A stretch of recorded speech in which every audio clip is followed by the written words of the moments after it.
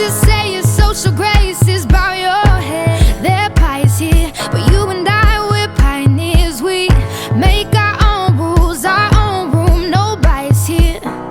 Let them sell what they are selling, there no bias here. So gather all the rebels now, we'll rebel rouse and sing aloud. We don't care what they say, no way, no way. And we will leave the empty chairs to those who say we can't sit there. We're fine all by ourselves. So hey, we brought our drum and this is how we dance. No mistaking, we make our breaks. If you don't like our 808s, then leave us alone, cause we don't need your policies. We have no apologies for being. Find me where the wild things are. Don't mind us, yeah. Find me where the wild things are.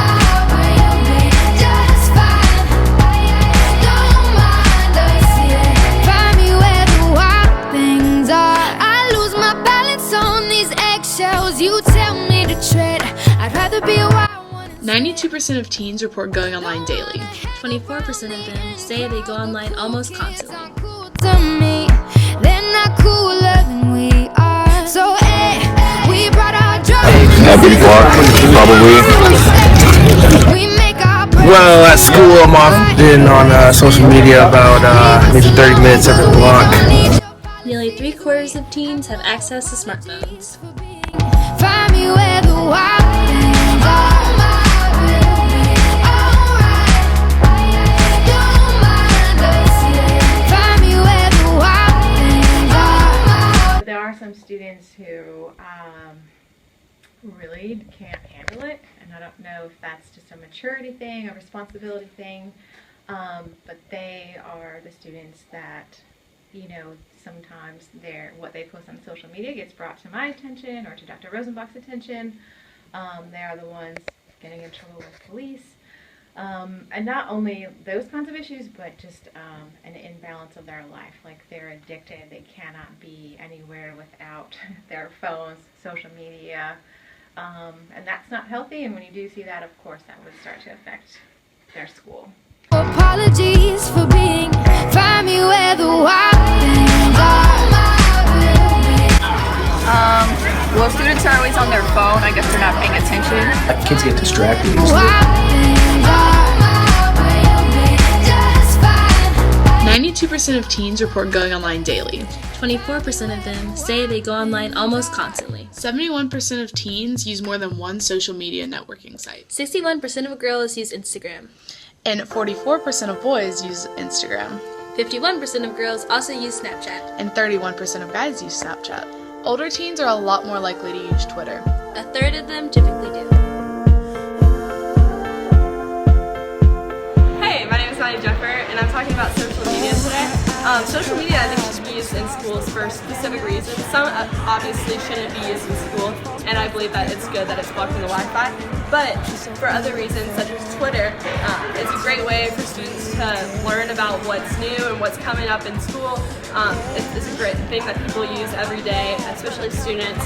And I think it's a great way to tweet out stuff, and students can like look at the tweets and see some news.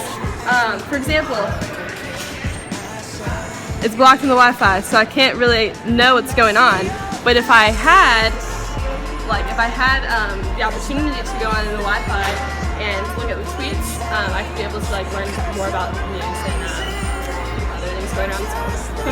Okay, so you can make projects using social media, like make a Facebook page or Instagram or Twitter. 101 should be utilized more often in the classrooms, just like in Ms. Resendez's, where she always reminds you about homework and tests. I think I hope that all of teachers could actually use social media to benefit students. I know Mr. Baker has a Twitter account, @pushbaker, and he answers questions, he posts assignments, and he offers like extra credit things on there. So I feel like it's a good way for teachers to communicate with students, and not only outside the classroom but in, and let them know just about what's going on. Oh, you know, I never ask you to change. If perfect's what you're searching for, then just stay the same. So don't even bother asking if you look okay. You know I'll say. My coaches use Twitter and Instagram to tell us when our practices are either canceled or time changes. On track, Coach Waite uses Remind 101, and he sends out messages and everybody can get them, and it's a social network that people can use for educational or athletic purposes. And when you smile, the whole world stops. Well, if it isn't too simplistic, sometimes the simplest things are simple, but can a child just relinquish their social media or their, what's what I'm looking for? Devices? Thank you. Their devices upon entry into the classroom, and then they get them back at a certain time. They can work on them during that time, and then all other times they cannot. I mean, that would control at least the use of it within the classroom. There's not a thing that I would. There are no momentary costs to social media in schools.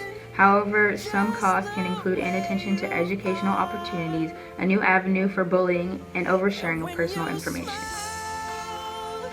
The whole world stops and stares for. There are a few benefits to social media in schools. Such examples include connecting masses of students, organize school-based events, and share project ideas and educational opportunities.